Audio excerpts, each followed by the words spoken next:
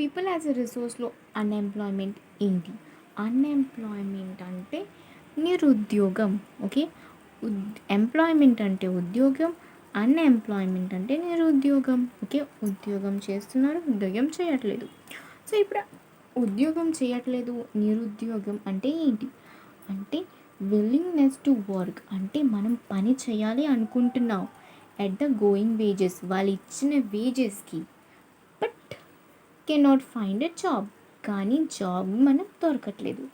ఆ సిచ్యువేషన్ని మనం ఏమంటాం? అన్ఎంప్లాయ్మెంట్. ఓకే.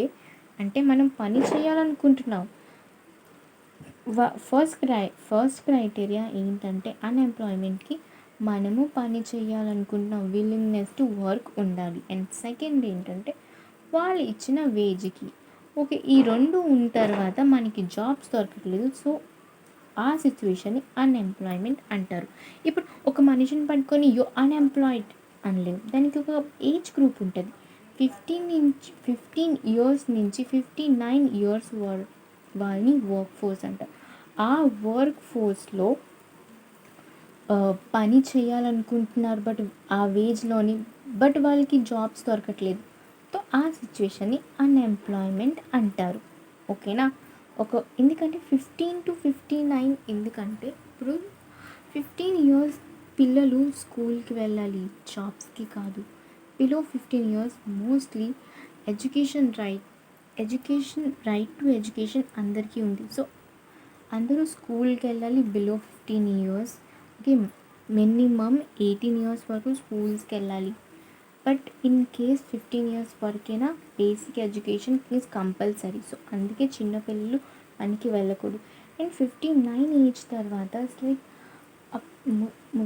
అంటే మనం ముసలి వాళ్ళు అయిపోతాం. ఆ తర్వాత మనం పని చేయడానికి మనకంత శక్తి ఉండదు. సో అప్పుడు మనం సో అందుకే 59 దాకా ఏజ్ పెట్టారు. సో 65ని 16 పట్టుకుని యూ ఆర్ అన్ఎంప్లాయిడ్ మనం అనలేము. ఓకేనా? సో ఇప్పుడు every year centre for monetary Indian economic unemployment rate ఏమొచ్చి మెజర్ చేస్తుంది. సో ప్రతి ఇయర్ ఏంటంటే డిసెంబర్లో 7.9% అన్ఎంప్లాయ్మెంట్ ఉంది 2021కి. అండ్ ఆగస్ట్ 2022కి వచ్చేసి 8.3 అయిపోయింది. సో ఇట్స్ చాలా ఇంక్రీజ్ అవుతుంది అన్ఎంప్లాయ్మెంట్ రేట్. ఓకే. ఇండియాలో ఇది ఇండియా